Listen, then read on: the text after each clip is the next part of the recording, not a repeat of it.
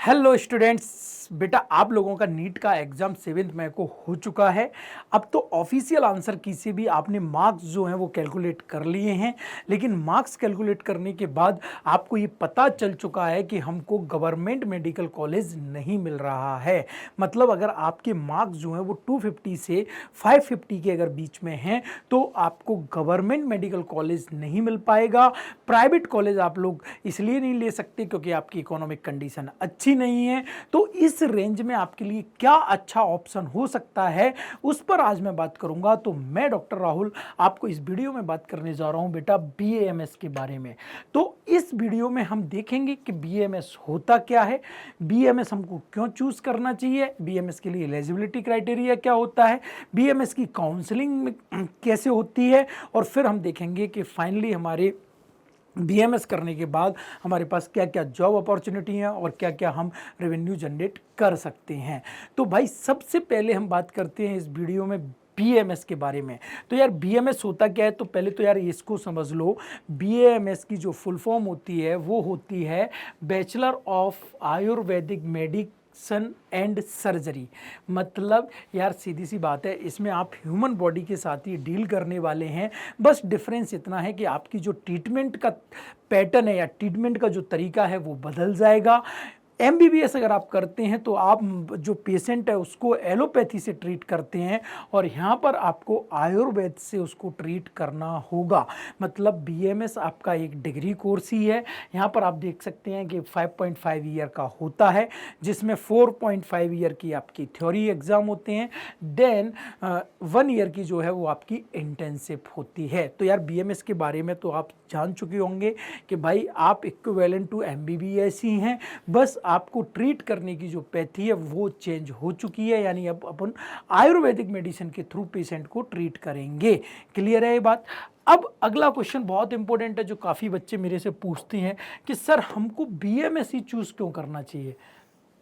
तो यार देखो, सबसे पहले तो हम इंडियन हैं और इंडियन की अगर मैं बात करूं कि ट्रीटमेंट की जो पैथी हुआ करती थी, जो सबसे एंशिएंट पैथी थी वो आयुर्वेदिक ही थी। मतलब ये हमारी खुद की पैथी है, हमने इसको एक तरीके से बोलें तो इवॉल्व किया है। यानी कहीं ना कहीं हम लोगों का इस पर ट्रस्ट भी ज़्यादा है।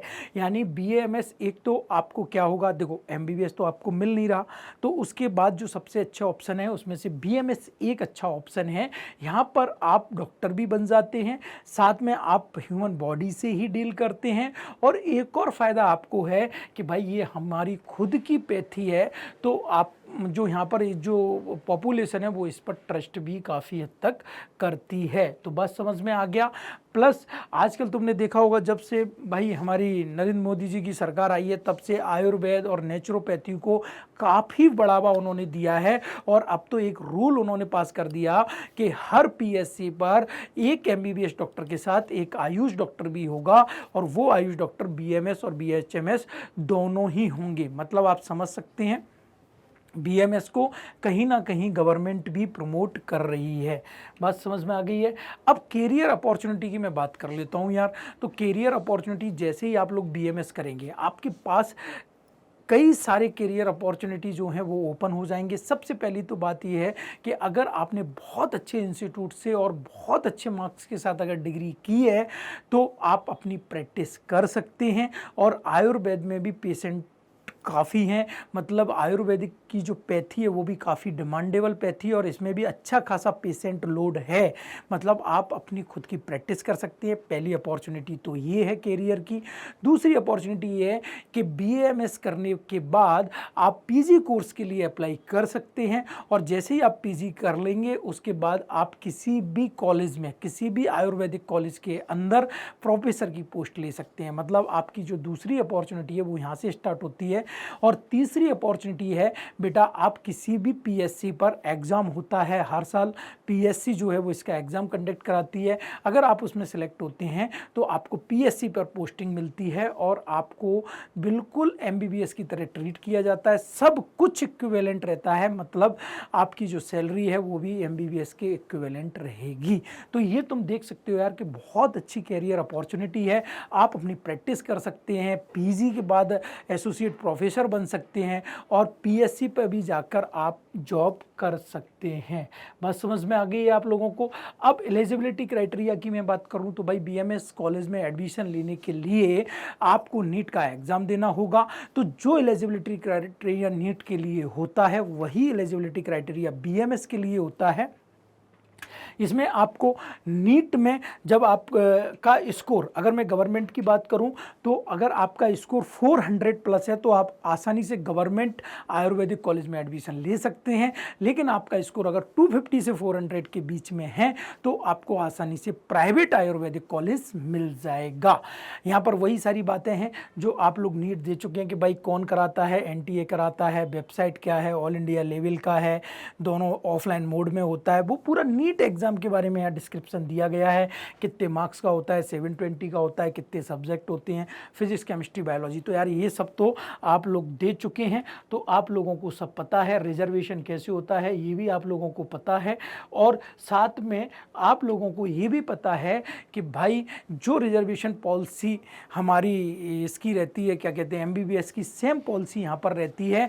और एक और चीज़ है कि इसके जो प्रोसीजर है एडमिशन का वो काउंसलिंग के थ्रू होता है। बस इसकी काउंसलिंग एमसीसी ना कराते हुए एआईसीसी कराती है। अगर आपको कोई भी प्रॉब्लम आएगी बीएमएस की काउंसलिंग के रिगार्डिंग तो हमारे चैनल स्टेप अप एकेडमी पे आपको मतलब ये है कि हर प्रॉब्लम का सॉल्यूशन आपको मिलेगा, मतलब A to Z सॉल्यूशन आपको स्टेप अप एकेडमी पर मिलने वाला है। तो अगर आप बीएमएस करना चाह रहे हैं तो बेटा हमारे नीचे डिस्क्रिप्शन में फॉर्म भी दिया है, आप उसको फिल कर सकते हैं। काउंसलिंग के रिगार्डिंग अगर आपकी कोई भी क्वेरी है तो नीचे जो फ़ोन नंबर दिए हैं उन पर आप कॉल कर सकते हैं। अब मैं बात करता हूं कि टॉप गवर्नमेंट बीएमएस कॉलेज कौन कौन से हैं। तो यार जब टॉप गवर्नमेंट बीएमएस कॉलेज की मैं बात करता हूं तो बनारस हिंदू यूनिवर्सिटी है, वो बीएचयू का ही दूसरा नाम है।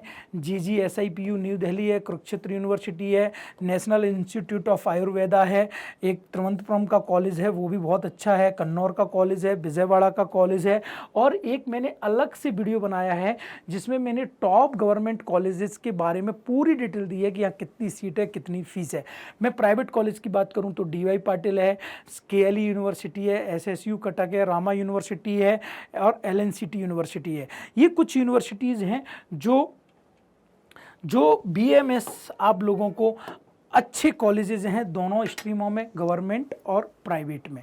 तो यार पूरी चीज़ को अगर हम समराइज करें तो एक बात आप समझ लेना कि अगर आपको एमबीबीएस की सीट नहीं मिल रही है, गवर्नमेंट और प्राइवेट आप ले नहीं पा रहे हैं, तो एक अच्छे करियर अपॉर्चुनिटी के रूप में आपके पास बीएमएस है। बीएमएस आप करिए, एक अच्छे इंस्टीट्यूट से बीएमएस करिए और उसके बाद आपको as a equivalent to MBBS ही ट्रीट किया जाएगा। मतलब ये है कि आपके पास प्रैक्टिस आप कर सकते हैं, आप एसओपीसी करने के बाद एसोसिएट प्रोफेसर बन सकते हैं और आप पीएससी पर भी पोस्टेड हो सकते हैं। तो बेटा अगर आपको कोई भी बीएमएस के रिगार्डिंग क्वेरी है तो आप हमारे चैनल को सब्सक्राइब कर लें, यहाँ पर जो फॉर्म है उसको फिल कर दें, आपकी सारी की सारी प्रॉब्लम का सॉल्यूशन इस चैनल पर आपको प्रोवाइड किया जाएगा। Thank you.